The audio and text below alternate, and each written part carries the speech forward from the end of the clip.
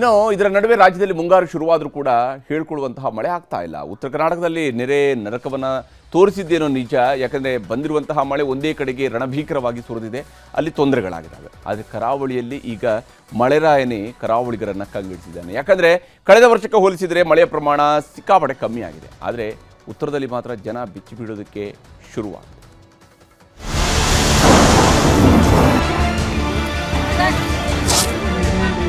ಎಲ್ಲ ಭಯಂಕರ ನೀರು ಬಂದೈತ್ರಿ. ಎಸಿ ಕಾಲನಾಗೆಲ್ಲ ನೀರು ಹೋಗತ್ರಿ. ಹಿಂಗಾಗಿ ಇದನ್ನಾಗೈತ್ರಿ. ಯಾವ ಪಿಡಿಯೋನು ಬಂದಿಲ್ರಿ, ಯಾರು ಬಂದಿಲ್ರಿ.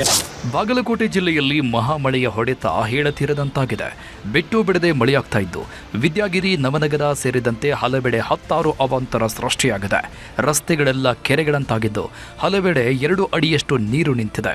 ಹೀಗಾಗಿ ವಾಹನ ಸವಾರರು ಸಂಚರಿಸುವುದಕ್ಕೆ ಆಗದೆ ಪರದಾಡಿದ್ದಾರೆ. ಇನ್ನು ಜಮಖಂಡಿ ತಾಲೂಕಿನಲ್ಲೂ ಮಳೆರಾಯ ಸೃಷ್ಟಿಸಿರುವ ಅವಾಂತರಗಳು ಒಂದೆರಡಲ್ಲ ಬಿಡಿ. ನಿನ್ನೆಯಿಂದ ಸುರಿತಾ ಇರೋ ಮಳೆಗೆ ತುಂಗಳ ಗ್ರಾಮದ ಜನ ಕಂಗಾಲಾಗಿ ಹೋಗಿದ್ದಾರೆ. ಹಲವು ಮನೆಗಳಿಗೆ ನೀರು ನುಗ್ಗಿದ್ದು ರಾತ್ರಿ ಇಡೀ ಮನೆ ಮಂದಿ ಜಾಗರಣೆ ಮಾಡಿದ್ದಾರೆ. ಕೊಪ್ಪಳದಲ್ಲೂ ಮುಂಗಾರು ಮಳೆಯ ಅಬ್ಬರ ಜೋರಾಗಿದೆ. ಹೀಗಾಗಿ ಹಳ್ಳ ಕೊಳ್ಳಗಳೆಲ್ಲ ತುಂಬಿ ಹರಿತಾ ಇದ್ದು ಎಲ್ಲೆಂದರಲ್ಲಿ ಜಲಪಾತ ಸೃಷ್ಟಿಯಾಗಿದೆ. ಕಬ್ಬರಗಿ ಬಳಿಯಲ್ಲಿಯ ಕಪಿಲತೀರ್ಥ ಜಲಪಾತ ಧುಮ್ಮಿಕ್ಕಿ ಹರಿಯುತ್ತಿದೆ.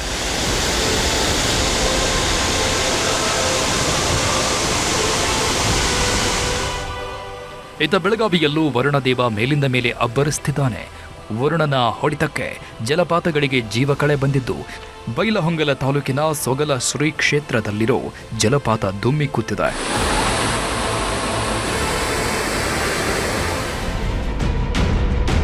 ಯಾದಗಿರಿ ಜಿಲ್ಲೆಯಲ್ಲಿ ವರುಣದೇವ ಹುಚ್ಚೆದ್ದು ಸುರಿಯುತ್ತಿದ್ದಾನೆ.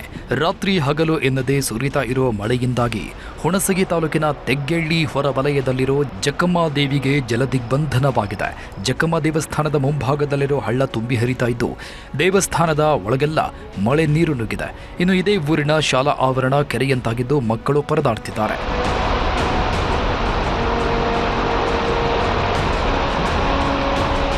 ಚಿಕ್ಕಮಗಳೂರಲ್ಲೂ ವರುಣದೇವನ ಆರ್ಭಟ ಜೋರಾಗಿದೆ.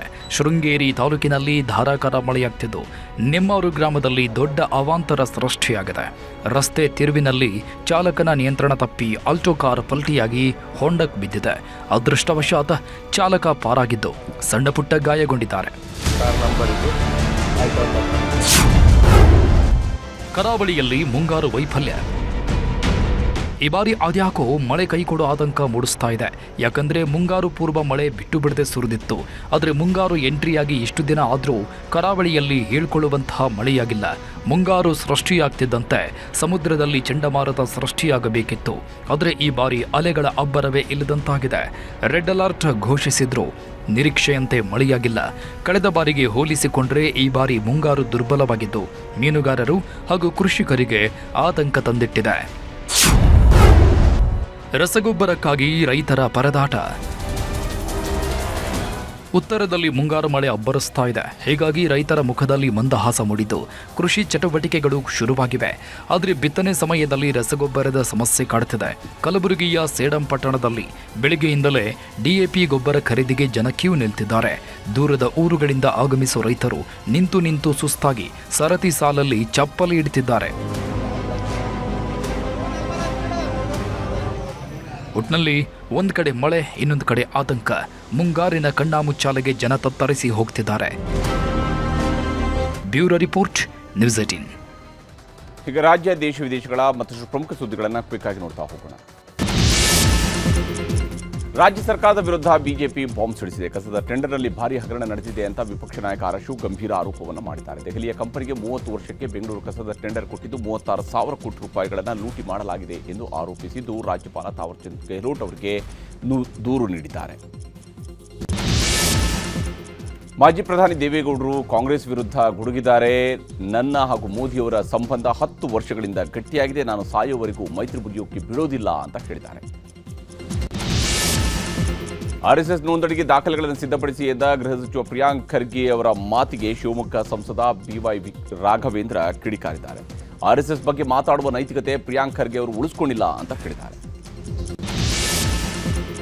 ಬೆಂಗಳೂರಿನಲ್ಲಿ ಬಾಲಕಿ ವೆನೆಲಾ ಕೊಲೆ ಕೇಸ್ಗೆ ಬಿಗ್ ಟ್ವಿಸ್ಟ್ ಸಿಕ್ಕಿದೆ. ಅಮ್ಮ ಪ್ರಿಯಾಂಕಾಳ ಪ್ರಿಯಕರ ಮೋಹನ್ನಿಂದ ಬಾಲಕಿಯ ಕೊಲೆ ಆಗಿರುವುದು ಗೊತ್ತಾಗಿದೆ. ಜೊತೆಗೆ ಪ್ರಕರಣ ಮುಚ್ಚಿ ಹಾಕೋದಕ್ಕೆ ಪೊಲೀಸರು ಶತಪ್ರಯತ್ನ ಪಟ್ಟಿದ್ದು ಗೃಹ ಸಚಿವರ ಗಮನಕ್ಕೂ ಬಂದಿದೆ.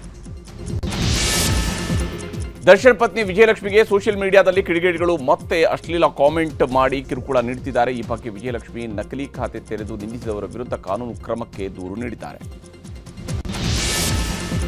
ಚಿತ್ರದುರ್ಗದ ರೇಣುಕಾಸ್ವಾಮಿ ಕೊಲೆ ಪ್ರಕರಣದ 5 ಆರೋಪಿಗಳಿಗೆ ಮತ್ತೆ ನ್ಯಾಯಾಲಯ ಶಾಕ್ ಕೊಟ್ಟಿದೆ. ಆರೋಪಿಗಳಾದ ವಿನಯ್, ನಂದೀಶ್, ಧನರಾಜ್ ಹಾಗೆಯೇ ಪವನ್ ಮತ್ತು ರಾಘವೇಂದ್ರ ಜಾಮೀನು ಅರ್ಜಿಯನ್ನು ಹೈಕೋರ್ಟ್ ವಜಾ ಮಾಡಿದೆ.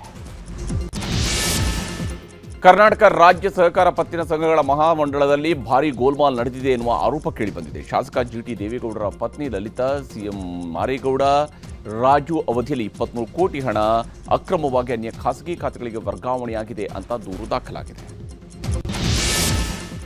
ದಾವಣಗೆರೆಯಲ್ಲಿ 41 ವರ್ಷದ ಮಹಿಳೆಯ ಮೇಲೆ ಗ್ಯಾಂಗ್ ರೇಪ್ ಮಾಡಿರುವ ಪ್ರಕರಣಕ್ಕೆ ಸಂಬಂಧಪಟ್ಟಂತೆ ಪೊಲೀಸರ ತನಿಖೆ ತೀವ್ರಗೊಂಡಿದೆ. ಪ್ರಕರಣದ 9 ಆರೋಪಿಗಳಿಗೆ 14 ದಿನಗಳ ನ್ಯಾಯಾಂಗ ಬಂಧನ ವಿಧಿಸಲಾಗಿದ್ದು, ದಾವಣಗೆರೆಯ ಜಿಲ್ಲಾ ಸೆಷನ್ಸ್ ನ್ಯಾಯಾಲಯ ಆದೇಶವನ್ನು ನೀಡಿದೆ.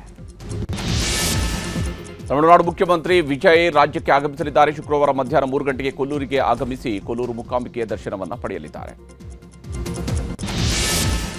ತಮಿಳು ಚಿತ್ರರಂಗದ ದಿಗ್ಗಜ ನಿರ್ದೇಶಕ ಭಾರತಿರಾಜ್ ವಿಧಿವಶರಾಗಿದ್ದಾರೆ. ತಮಿಳುನಾಡಿನ ಮುಖ್ಯಮಂತ್ರಿ ವಿಜಯ್, ರಜನಿಕಾಂತ್ ಸೇರಿದಂತೆ ಹಲವು ಗಣ್ಯರು ಅಂತಿಮ ನಮನ ಸಲ್ಲಿಸಿದರು. ಮಧ್ಯಪ್ರದೇಶದಲ್ಲಿ ಕಾಂಗ್ರೆಸ್ನ ಅಭ್ಯರ್ಥಿಯಾಗಿದ್ದ ಮೀನಾಕ್ಷಿ ನಟರಾಜನ್ ಅವರ ನಾಮಪತ್ರ ತಿರಸ್ಕರಿಸಿರುವ ವಿಚಾರಕ್ಕೆ ಸಂಬಂಧಪಟ್ಟಂತೆ ಎಐಸಿಸಿ ಪ್ರಧಾನ ಕಾರ್ಯದರ್ಶಿ ಕೆಸಿ ವೇಣುಗೋಪಾಲ್ ನೇತೃತ್ವದ ನಿಯೋಗ ಕೇಂದ್ರ ಚುನಾವಣಾ ಆಯೋಗಕ್ಕೆ ದೂರು ನೀಡಿದೆ. ಇನ್ನು ಚುನಾವಣಾ ಆಯೋಗದ ವಿರುದ್ಧ ಇಷ್ಟು ದಿನ ಕಾಂಗ್ರೆಸ್ ವೋಟ್ ಚೋರಿ ಆರೋಪ ಮಾಡ್ತಾ ಇದ್ರು. ಈಗ ಮೀನಾಕ್ಷಿ ಅವರ ಪ್ರಕರಣ ಹಿಡಿದು ಸೀಟ್ ಚೋರಿ ಹೆಸರಲ್ಲಿ ಅಭಿಯಾನ ಶುರು ಮಾಡಿದ್ದು ಪ್ರತಿಭಟನೆಗಳು ನಡೀತಾ ಇವೆ. ದೇಶಾದ್ಯಂತ ತೀವ್ರ ಕೊರತೆ ಎದುರಿಸ್ತಾ ಇರುವ ಕ್ಯಾನ್ಸರ್ ಚಿಕಿತ್ಸೆಯ ಪ್ರಮುಖ 2 ಜೀವರಕ್ಷಕ ಔಷಧಿಗಳ ಬೆಲೆ ಹೆಚ್ಚಳಕ್ಕೆ ಕೇಂದ್ರ ಸರ್ಕಾರ ಗ್ರೀನ್ ಸಿಗ್ನಲ್ ನೀಡಿದೆ. 2001ರ ಜೂನ್ 1ರಂದು ನಡೆದ ಔತಣಕೂಟದ ವೇಳೆ ನೇಪಾಳದ ದೊರೆ ಬೀರೇಂದ್ರ ಕುಟುಂಬದ 9 ಮಂದಿಯನ್ನು ಬರ್ಬರವಾಗಿ ಹತ್ಯೆಗೈಲಾಗಿತ್ತು. ರಾಜಮನೆತನದ ಹತ್ಯಾಕಾಂಡಕ್ಕೆ ಸಂಬಂಧಿಸಿದಂತೆ ಕಡತಗಳನ್ನು ಮರುಪರಿಶೀಲಿಸುವಂತೆ ನೇಪಾಳ ಸರ್ಕಾರ ಆದೇಶಿಸಿದೆ. ಪೂರ್ವ ಅಫ್ಘಾನಿಸ್ತಾನದಲ್ಲಿ ಪಾಕಿಸ್ತಾನದ ಪಡೆಗಳು ವೈಮಾನಿಕ ದಾಳಿ ನಡೆಸಿವೆ. ಕುನಾರ್, ಖೋಸ್ಟ್ ಮತ್ತು ಪಕ್ತಿಕಾ ಪ್ರಾಂತ್ಯಗಳಲ್ಲಿ ನಾಗರಿಕ ಕಟ್ಟಡಗಳ ಮೇಲೆ ದಾಳಿಯನ್ನು ನಡೆಸಲಾಗಿದೆ. ಪಾಕ್ ಆಕ್ರಮಿತ ಕಾಶ್ಮೀರದಲ್ಲಿ ಪ್ರತಿಭಟನಾಕಾರರು ಮತ್ತು ಭದ್ರತಾ ಪಡೆಗಳ ನಡುವಿನ ಘರ್ಷಣೆ ತಾರಕಕ್ಕೇರಿದೆ. ಸರ್ಕಾರದ ದೌರ್ಜನ್ಯ ವಿರೋಧಿಸಿ ಪಿಒಕೆಯಲ್ಲಿ ನಿರಂತರ ಪ್ರತಿಭಟನೆಗಳು ನಡೀತಾ ಇವೆ. ಪರಿಸ್ಥಿತಿ ಅವಲೋಕಿಸುವುದಕ್ಕೆ ಪಾಕಿಸ್ತಾನದ ಮಾನವ ಹಕ್ಕುಗಳ ಆಯೋಗ ಎಂಟ್ರಿ ಕೊಟ್ಟಿದೆ.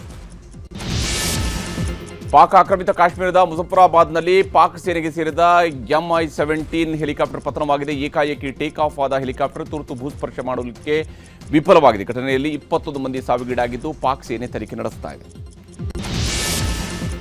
ಕೆನಡಾದಲ್ಲಿ ನಡೆದ ಸಿಖ್ಖರ ಕೀರ್ತನೆ ಮೆರವಣಿಗೆಯಲ್ಲಿ ಚಿಕ್ಕ ಮಕ್ಕಳನ್ನು ಉಗ್ರಗಾಮಿಗಳ ಥರ ಬಿಂಬಿಸಿದ್ದಾರೆ. 6 ರಿಂದ 8 ವರ್ಷದ ಮಕ್ಕಳಿಗೆ ಆತ್ಮಹತ್ಯಾ ಬಾಂಬ್ ಮಾದರಿ ಉಡುಪುಗಳನ್ನು ಹಾಕಿ ಮೆರವಣಿಗೆಯನ್ನು ನಡೆಸಿದ್ದಾರೆ.